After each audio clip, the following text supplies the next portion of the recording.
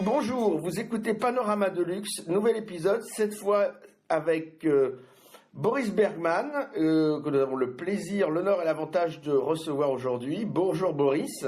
Bonjour, l'honneur. Ça va. Bonjour Jean-Emmanuel. On ne te présente plus et on va plutôt te présenter en creux avec 3 titres. Ça va être une façon de manière par avion et en hauteur, mais on va quand même essayer de balayer un tout petit peu ta carrière. Et alors justement, il y a quelques temps, Brigitte Bardot nous a quittés et on avait pensé mettre un morceau de Don Juan 73, puisque tu as écrit les paroles de la chanson Don Juan par Mr. Hyde, et donc un film avec la musique de Michel Magne. Et est-ce que tu pourrais nous en parler un petit peu de cette rencontre avec Magne pour le dernier film de Brigitte Bardot en plus? Oui, en tout cas, je crois qu'il y en a eu encore un après, mais c'est le dernier film de Bardot avec Vadim, c'est sûr. Alors au départ, moi j'avais rencontré Magne parce qu'il avait fait la version anglaise de Tout le monde il est beau, tout le monde il est gentil. Non, oui c'est ça, Tout le monde il est beau, c'est celui-là. Et puis, qui s'est jamais enregistré d'ailleurs. Et Vadim voulait que Magne compose une chanson un petit peu hispanisante, qui devait théoriquement être chantée par Robert Walker Jr., un des compères de Dennis Hopper et Peter Fonda dans Easy Rider. Et puis, à un moment, Magne a dit non, on va faire un truc un peu plus pop rock, un peu plus, etc. J'ai fait une maquette, ils ont tourné le truc. D'ailleurs, c'est ma voix que tu entends dans la bouche de Robert Walker Jr., ce qui est toujours très drôle d'avoir sa voix sur quelqu'un qui physiquement est carrément à l'opposé. Et puis Magne a dit oh ouais, mais ça, il a réussi, parce qu'il était très fort pour ça. Donc, au départ, il devait y avoir qu'une chanson à convaincre Vadim, qu'il fallait faire vraiment une vraie bande son, etc. Donc, nous voilà partis au Luxembourg avec quelques chansons écrites, deux avec le compositeur de Bonanza, qui s'affiche sous le nom de Mr. Hyde, et puis vraiment l'orchestre symphonique, quoi. C'est vrai, on est parti d'une petite chanson symphonique.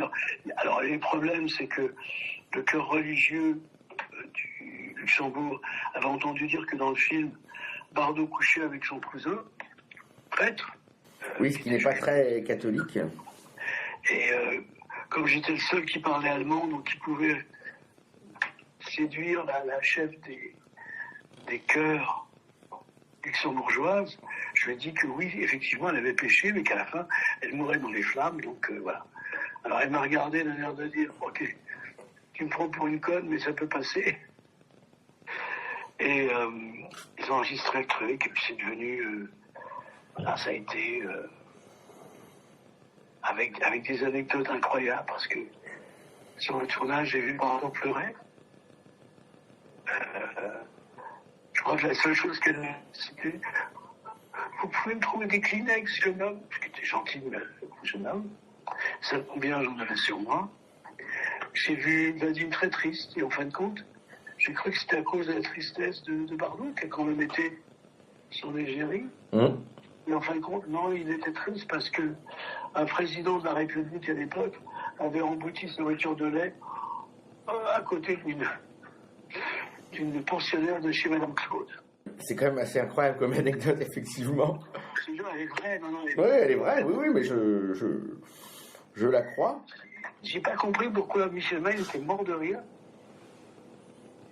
Ah non, c'était... Et le film, oui, moi, j'ai pas réalisé à l'époque, parce que je me suis dit qu'il y aurait d'autres films avec Bardot, etc. Je crois qu'il y a eu...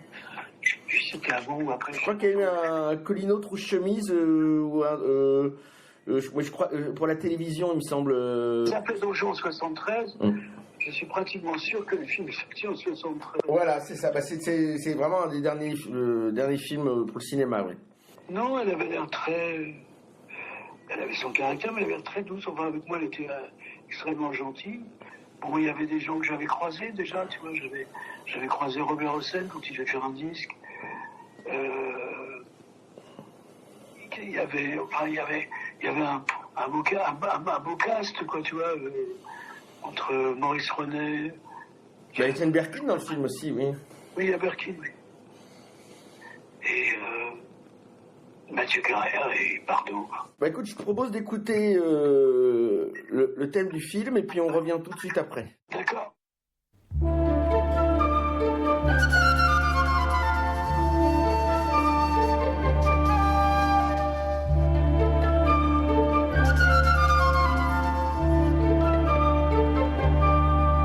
On the day death and love rode along,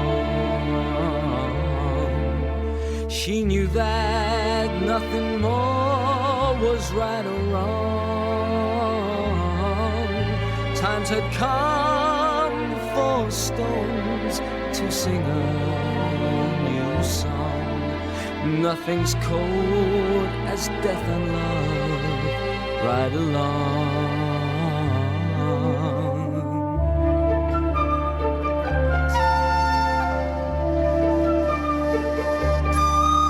Done one, now you stand at the end of the line, and you'll catch up with love on the day you die. Done one, please don't sigh. Done one, don't sigh.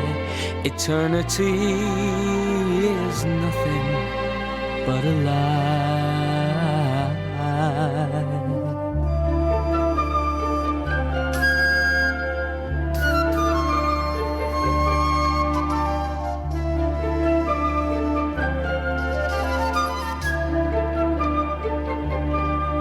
It's no time to think of those who fell. Hold back the edge of your gown, we're going through hell. Times have come for you to pack up and burn. Death is sweet, and that's all now you can learn.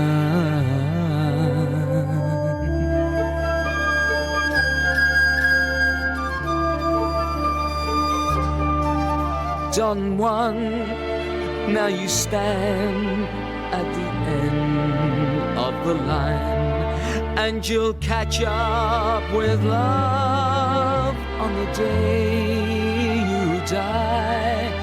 Done one, please don't sigh. Done one, don't sigh. Eternity is nothing but a lie.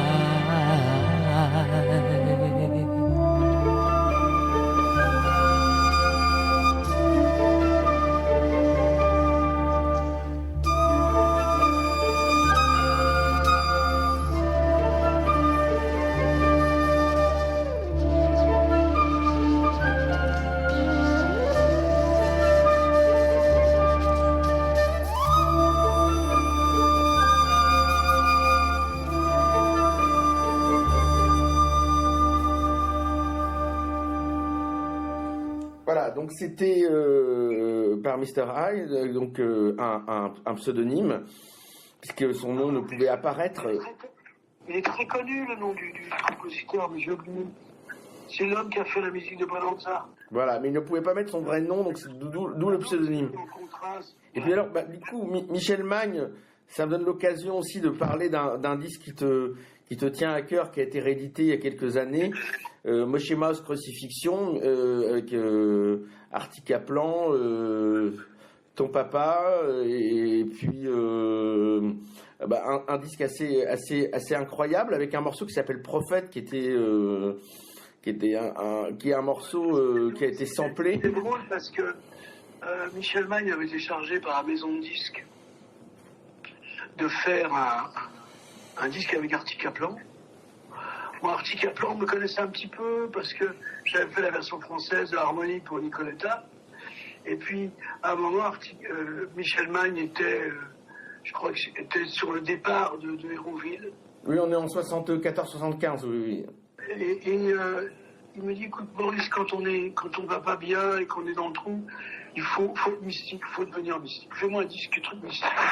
Et à ce moment-là, je sais pas d'où c'est sorti, mais j'imagine un Moïse arrivant aux États-Unis, flairant un peu la décadence, et puis et donc voilà Michel Magne parti en disciple de Kurt Weill. Il faut quand même savoir que Michel Magne, il pouvait composer dans toutes les musiques du monde. Ça. Oui, dans toutes les manières, dans les styles possibles. Oui. Capable de faire le petit gimmick musical pour les Tontons Flingueurs et une super musique symphonique pour le repos du guerrier et Fatim, encore une fois. Et et nous voilà partis. Mon père vient chanter, un petit peu en yiddish, beaucoup en anglais. Et effectivement, ce disque, j'ai pas pu. Quand j'ai perdu mon père, je l'avais devant le nez, j'ai pas pu écouter pendant 20 ans. Et quand j'ai eu le courage de le réécouter, c'était vraiment bien. C'était un petit qui avait de l'avance au niveau du son, au niveau du... Voilà. Oui, parce que parler de l'avance, justement, c'est que Prophète, c'était un titre qui est hip-hop avant la lettre et qui a été ensuite samplé aujourd'hui, qui a pas mal de rappeurs, de gens du hip-hop qui sont inspirés de ce titre. C'est ça qui est assez incroyable, le titre. C'est extrêmement moderne. En plus, ils m'ont jamais demandé la permission. Pour le sample, oui. J'aurais au moins aimé qu'ils me demandent la permission à la SACEM, tu vois ce que je veux dire. Mais c'est pas grave. Le principal, c'est que les musiques qu'on fait Magne, les chansons qu'on a faites avec Magne, le disque est ressorti, mais même les spécialistes de Magne ne connaissaient pas. Non, c'était un disque culte, mais dont le culte a grandi au fil des années, en fait, parce qu'il est sorti un peu inaperçu à l'époque. C'est plus maintenant qu'aujourd'hui où il est plus reconnu, quoi. C'est exact. Ça, c'est un peu un phénomène que tu connais bien, parce que tu le connais bien, que c'est grâce à toi que je travaille avec lui. C'est le phénomène de Stuart Moxham avec Marble Giants.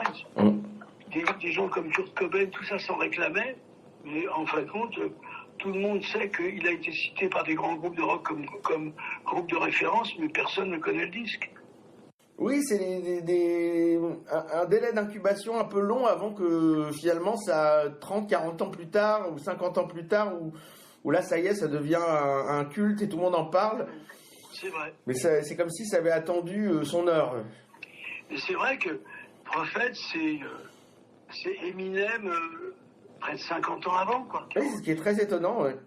Non, mais c'est un personnage totalement fantasque, doué, intelligent, sans limite, quoi. Je veux dire...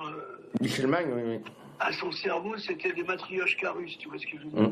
Avant d'arriver à la plus petite, il fallait que tu passes par plein de taille moyenne. C'est incroyable. Et c'est un type que j'aimais beaucoup, et je veux dire que j'ai très peu travaillé avec lui. Enfin, moi, j'ai fait 3 trucs avec lui. Oui, mais qui sont marquants, quand même. Oh, bah non, là, le premier, la version anglaise de Tout le monde il est beau. Non, c'est à Tout le monde est beau, tout le monde est gentil, est passé inaperçu. Mais par contre, les 2 autres, quand même, sont... Oui, les 2 autres, oui, Don Juan, oui. Et on a mis 10 ans, hein. J'ai mis 10 ans à convaincre Marie Coleman, son épouse, à faire que ça sorte. J'avais envie que ça sorte. Alors, je savais bien que, vu l'état d'esprit, ça ne s'adressait pas au grand public. Mais... Au grand public, oui. Non, mais c'est fabuleux que ça soit de nouveau disponible. Bah, je propose qu'on écoute Prophète et on revient tout de suite après.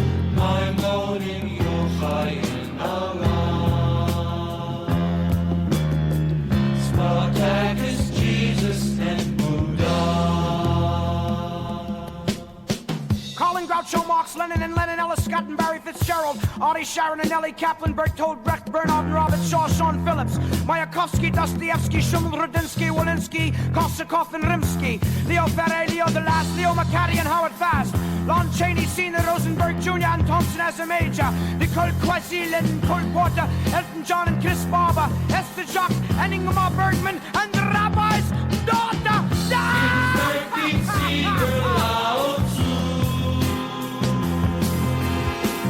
Buddy Holly and Peggy Sue, Xenakis, Boris, Bergman, Sir Gordon, Ethan, Michael Mann.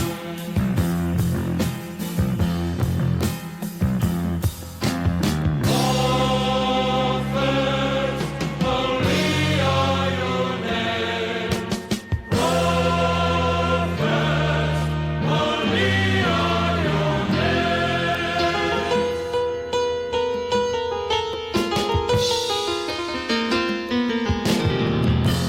Prophets, holy, holy are your name. Prophets, holy are your name. Gott kom bendita sig hikmet, Nicholas Flamel Potsnemet, Henry Miller and Bertie Kay, Cliff Richard Nielsen, Watergate.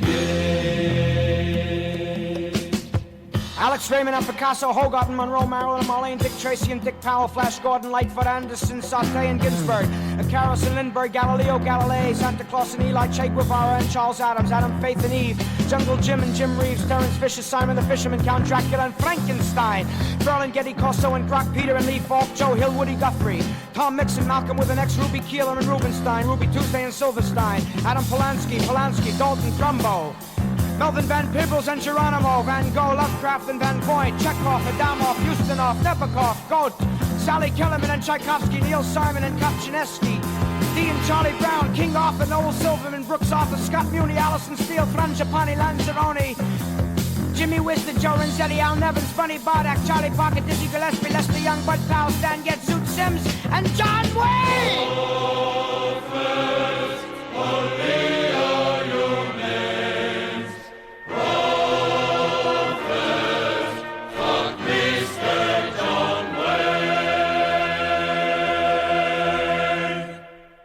Donc c'était Prophète, morceau, comme on le disait en avance, d'un visionnaire hein, qui s'appelait Michel Magne.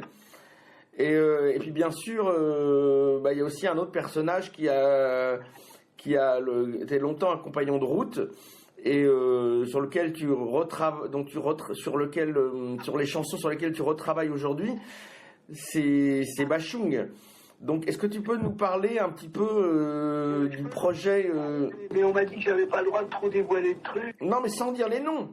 Ce que je peux te dire, c'est qu'effectivement, lors d'une conversation avec Arcal, qui est un ancien chanteur du groupe Matador et qui a continué à produire des disques, etc. et tout, on s'était aperçu que le B-side d'un succès n'était jamais... tu pouvais le ressentir sous toutes ses formes, les gens n'en voulaient plus. Et de fil en aiguille, en parlant avec Arca, on s'est aperçu que les gens, surtout le triangle des Bermudas, ont privilégié, ils ne commencent même pas la carrière d'Alain par Gabi, du bout des doigts vertige de l'amour, mais du coup ils ont ignoré au sens anglais du terme toutes les chansons qu'il y avait eu avant Gabi. Et on a décidé non pas de faire un hommage, de ne pas faire un tribut, mais de reprendre les chansons en pensant à certains chanteurs, leur demandant leur accord, choisir une tonalité arbitrairement. Ça va, jusqu'à maintenant, c'est pas trop trompé. Et puis, en imaginant comment Alain les orchestrerait aujourd'hui. Parce qu'à l'époque, il n'a pas eu tous les moyens pour faire exactement ce qu'il voulait faire au niveau du playback. Certains diront, et c'est normal, c'était des débuts, qu'il n'avait pas encore la maturité musicale, il était un grand chanteur, grand guitariste, grand réalisateur. Mais c'est vrai, et donc on a fait comme ça des titres avec des acteurs français, des chanteurs anglais, irlandais. Oui, sans déflorer, le casting est assez étonnant et plutôt impressionnant. C'est-à-dire qu'on a... moi, je m'étais aperçu, comme je suis un fan de la comédie musicale, je m'étais aperçu, donc, contre la version de Sunset Boulevard en comédie musicale par Ellen Page, qui est une vieille routière, enfin, jeune routière, encore jeune routière de la comédie musicale, que, en fin de compte, la version de Glenn Close était plus intéressante. Parce qu'elle le faisait en actrice. Et on a effectivement des acteurs dont certains n'avaient jamais chanté de leur vie, qui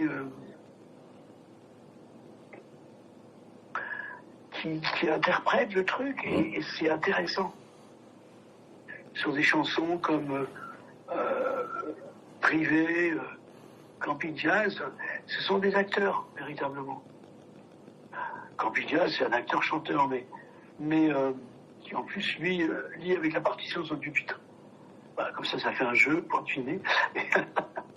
Et voilà. Donc c'est vrai qu'on est en train de terminer. On a la chance d'avoir une très très bonne équipe. Le camarade Steven Forward qui est en train de mixer ça et qui apporte sa patte british au projet. Voilà, ça fait 4 ans, donc je suis content que ça sorte enfin. On en reparlera quand ça sortira, évidemment. Ça fera l'occasion d'en refaire une émission. Bien sûr. Et alors, j'avais choisi, parce qu'on s'est parlé avant de faire l'émission, pour rien de cacher aux auditeurs, aux auditrices, Imbécile. Pourquoi ce choix dans le large catalogue de chansons que tu as écrites pour Bashung? Parce que d'abord, c'est la seule fois où Alain m'a dit fais-moi une chanson, tu fais ce que tu veux, fais-moi un texte qui s'appelle Imbécile. C'était une idée de lui au départ. Et à l'arrivée, je me suis aperçu que j'aimais bien le texte parce que c'était, on aurait dit, un texte cockney, tu sais, très haché comme les cockneys quand ils parlent, en français. Et je me suis dit, je viens de réussir mon premier texte de français cockney. Puis j'aime bien ce que ça raconte. Et puis c'était très... voilà, ce phrasé était un vrai challenge. Donc ça pourrait presque être un rap, quoi. Ben aussi, c'est un morceau très moderne, oui. Et quand j'ai dû faire la version anglaise, j'ai voulu calquer sur le phrasé que j'avais fait en anglais. Ça collait pas. Il fallait que je change tout. Et oui, puis je sais que c'est une chanson aussi en plus qui n'a pas été un énorme succès, qui était dans la bande-son du Cimetière des voitures. Le Cimetière des voitures, réalisé par Arabal, oui. Par Fernando Arrabal, oui. Et je sais qu'elle en aimait bien, puis nous on avait un petit coin, voilà, c'était un peu notre chouchou inavoué, quoi. Je propose qu'on écoute Imbécile et on se retrouve juste après. D'accord. Mesdames et messieurs, nous vous offrons ici tout ce que vous pouvez imaginer, et au prix les plus compétitifs, des créatures idylliques, cul-de-jatte au grand cœur, gigolos baisers enivrants, vierges mystiques, sadiques, marquant les fesses de leurs esclaves au fer rouge. Imbécile, t'as encore été traîné dans le fond des asiles pour trouver l'amour fou. Imbécile, René, retourne au pieu, vampire, système pâle, tu seras jamais écuyère. Le tutu te va mal, c'est pas mes oignons, j'étais là avant toi, à la queue comme tout le monde. Je vais compter jusqu'à 3, ça fait mouche sous les bras, y a pas de quoi faire un drame. Débite, crédit, débite, c'est en vrai.